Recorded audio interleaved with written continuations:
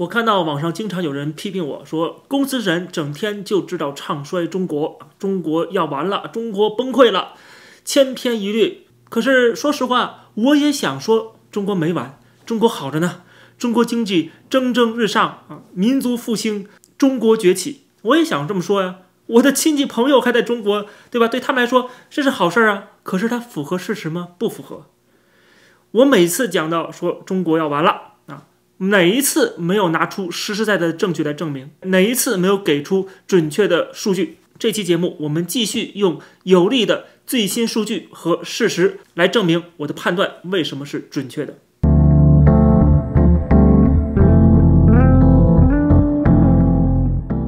大家好，欢迎来到公子视频节目，我是公子沈。在节目刚开始的时候，我要恭喜在日本的观众朋友们，日本股市创下34年以来的新高，马上就要接近1990年，几乎要买下半个美国的时候，那个日本的最辉煌时期的程度。而就在之前没多久，中国遭遇了史上的最大规模的股市跳水。我们之前讲过了，很多人跑到了美国大使馆驻中国的官方微博下面留言抱怨，然后遭到政府的全面审查、删帖，甚至是封号。除了股市以外，还有中国另一大经济支柱房地产市场也比2021年到2022年度暴跌81%。当然，在最近几天，中国股市似乎有所回暖。这当然不是中国的这些企业的盈利能力在增长，或者是经济基本面在改变，而是中国的国家队入场。比如说，从2月5号的4天内，中证1000的挂钩南方基金 ETF 就记录了170亿元的净流入，总资产额已经达到流入前的4倍。但是这种国家队支撑只是解一时之忧而已，肯定是维持不下去的。把眼光放到3年、5年这样的一个时间维度，中国的股市跟房地产都会继续的下行，继续的崩溃。所以任何的回暖或者是小高峰都是逃离的机会。那么除了日本的经济一片大好以外，还有另外一个在中国经济引擎熄火的时候占尽便宜的国家，之前我们也讲过，那就是新加坡。新加坡最近在跟中国签署了这个免签的互惠条约之后，他宣布全面开放外籍旅客的自动通关，在今年下半年开始，全球的旅客到新加坡都是自动通关，不需要提前申请，只需要出示护照。所以我说，新加坡跟中国签这个协议，不是说看好中国，而是他觉得中国是人傻钱多，要利用中国大量的人想要逃离中国，不管是投资啊、经商啊、留学啊、旅游啊，对吧？都可以为新加坡带来大量的利润。而且中国很明显也只是它全面开放的其中一个环节而已，它要向全世界开放。在这一次的整个全球政治经济格局重新洗牌的过程当中，日本是一个受益者，还有就是东南亚的一些国家，像越南啊、印度啊，当然还有包括新加坡。新加坡因为它的这个基础设施，不管是软件还是硬件，都比其他东南亚国家更加成熟，所以它可以吸引大量的高端人才，包括大量的从香港跟中国大陆逃出的资金和人才。毕竟它是可以说整个东南亚最国际化的都市。当然我看到香港的一些媒体在酸新加坡啊，因为眼看着新加坡在取代香港的亚洲金融中心的地位，他们也只能靠酸了。比方说他们就讲说，在新加坡讲华文、讲中文已经不流行了，很多年轻一辈只讲英文。香港01这个媒体就说了，新加坡人失多语优势，如自毁长城，连幼稚园的孩子都只讲英语。这个作者是新加坡人，他在香港媒体上发表的这篇文章啊，他说有一天他跟几个老朋友聚餐，然后其中一个人讲了他身上发生的一个事儿，他逗5岁的孙女玩，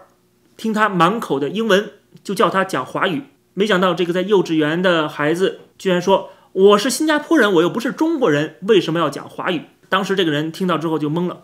这有什么可懵的呢？这个孩子讲的肯定是英文的，说我不是 Chinese， 为什么要讲 Chinese， 对不对？英文的这个华语啊、中文啊、华文啊、中国人啊，都是一个词儿叫 Chinese。 所以说你不管是用什么样的翻译的方式，实际上都是一个东西，都是 Chinese。 所以对于新加坡年轻一辈来说的话，我是新加坡人 Singaporean， 我为什么要讲 Chinese？ 我又不是 Chinese， 对吧？这是非常合理的吧？而新加坡的官方语言是什么？英文。当然了，也包括华文，但是华文现在已经很明显在式微，这个是跟中国的经济在每况愈下、全球进入新冷战阶段是有直接关系的。不要忘了，为什么新加坡过去是一个纯英语的，打造成一个英文的国家，后来出现了第二语言就是中文，那是因为后来中国改革开放了，崛起了，然后李光耀看到了中国的崛起，看到了中国的商机，所以让新加坡人开始学中文。而李光耀之前在干什么呢？是消灭中文，因为那个时候是冷战时期，新加坡要完全投靠欧美，防止共产势力的渗透，所以他当时还关闭了南洋大学，唯一的一个华语学校。因为讲中文的学校首先是左翼的，而且跟共产党有关系密切，是红色势力渗透的一个通道。而新加坡完全站在欧美这边，李光耀是亲英美的嘛，所以他知道新加坡不能被染红，不能够赤化，而南洋大学是其中一个突破口，里边隐藏了太多的匪谍，所以就把南洋大学并入到新加坡大学。这个事儿我在节目里也讲过，当时他发动了一场就有点类似于当年蒋介石在1927年412事件当中清党，消灭那些共产党的地下党员啊。新加坡也曾经做过这个事情，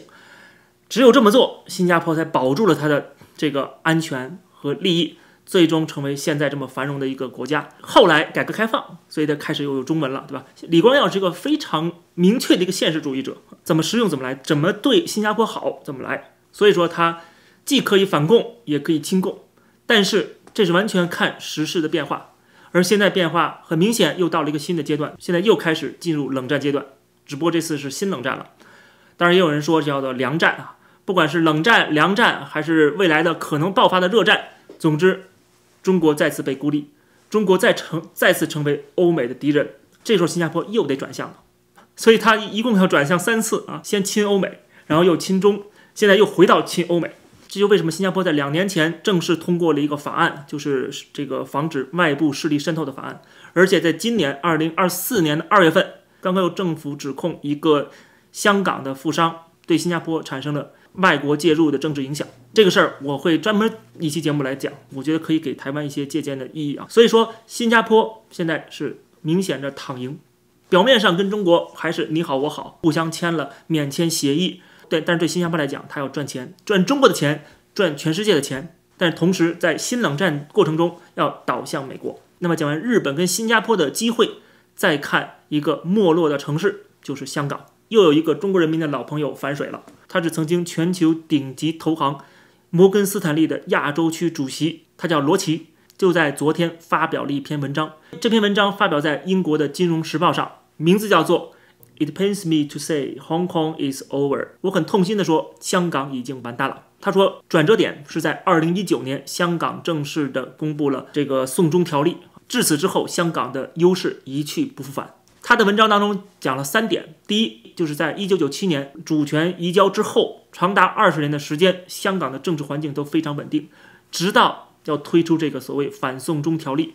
导致大规模的抗议活动，然后又有一个国安法，彻底毁掉了所谓50年不变这个中共的承诺。更不要说，我再补充一句，接下来还有一个23条立法呢啊。然后他说，第二个影响香港的地位的就是中国因素。中国出现什么问题呢？特别是3D， 哪个3个 D 呢？就是 Debt、Deflation、Demography， 分别是债务、通缩、人口结构。中国的这个问题直接影响到香港。第3个原因就是国际形势，说白了就是中美开始决裂，开始走向对立和冲突。香港站在谁的那边？香港作为一个国际化都市，完全依赖国际化市场，依赖外国资金的这样的一个被拱出来的这么一个亚洲金融中心，你要站哪边？香港没有选择，最后只能站中国，对吧？那他只能跟中国这条大船绑定在一起，一起沉没啊，跟西方世界脱钩。所以香港的优势会灰飞烟灭。所以这3个原因导致香港完了。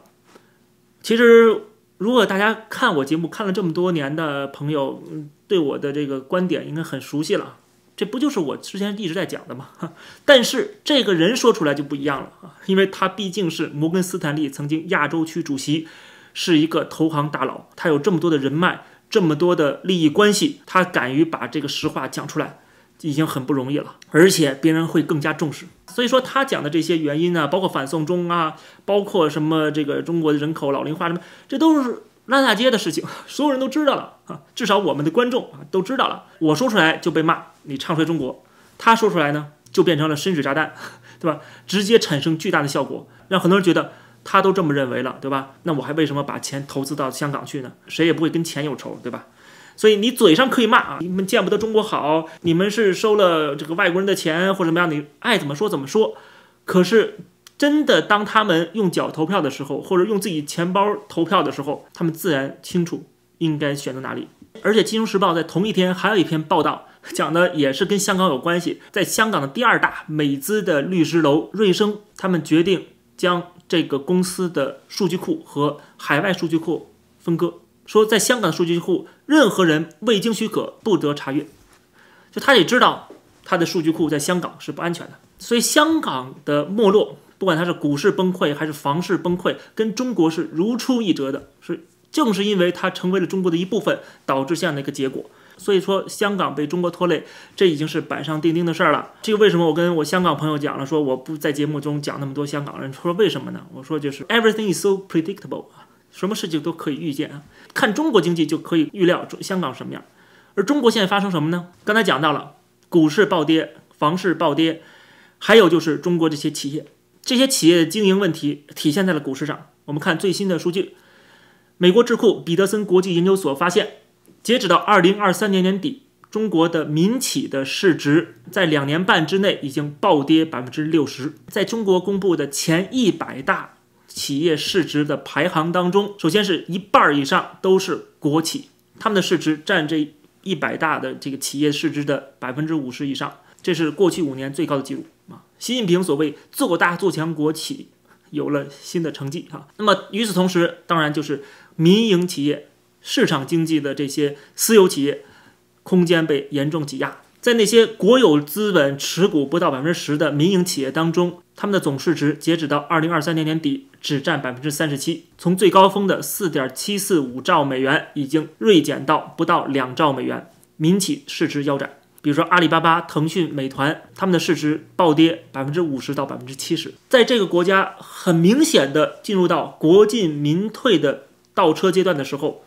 一定会使得这个社会更加的动荡不安。因为中国 80% 的劳动力都是就职于民企的，当民营的部门这个民间经济受到挤压之后，那必然会造成失业率的暴涨。这些人失业之后会引发一连串的社会治安问题啊，当然也会导致这个国家整个的这个战略布局会发生改变，特别是对于一个专制国家来讲，它就很容易走向军国主义。比如说纳粹德国，比如说日本，都曾经遇到了严重的经济困难，所以他们开始国有化，加强政府的管控。而为了能够让自己的这个政权稳定，获得执政的合法性，就会更容易跟其他国家发生军事冲突。所以说在整个社会巨变的过程当中，每个人都会被裹挟。那么聪明人可能就想办法润了啊，有钱人有润的办法，没钱人有没钱的办法啊。比如说来自美国最新的消息，就在昨天周一，美国圣地亚哥的边境巡逻队1天之内逮捕了269名中国人，他们是通过走线偷渡到美国去的。光是今年2024年刚到2月份，美国已经总计发现了超过2万名中国偷渡客。我还看到有媒体去现场，然后看到就是边境墙附近嘛，地上有一个来自中国大陆的儿童读物，就是他们拖家带口来的，然后不小心掉地上了，就留那儿，然后被这个媒体记者拍下来了。如果不是中国混不下去的话，为什么有这样多的人从中国逃离，而且不辞辛劳的千辛万苦的飞越那么远的距离，然后还穿过热带雨林，步行越过美墨边境？这跟习近平所谓的空前的盛世、民族的复兴、大国的崛起多么的格格不入。什么是真实，什么是宣传，一眼便知。大家选择了用脚投票。最后再看一个数据啊，我们今天节目的数据很多哈。据日经新闻网的报道，他们引述最新全球企业数据库，发现美国企业的在占全球的总市值的比例已经达到 48.1%， 接近一半，比2023年增加了 1.4 万亿，总市值达到51万亿美元。这是美国的企业占全球总市值的比例啊，将近一半。而中国呢，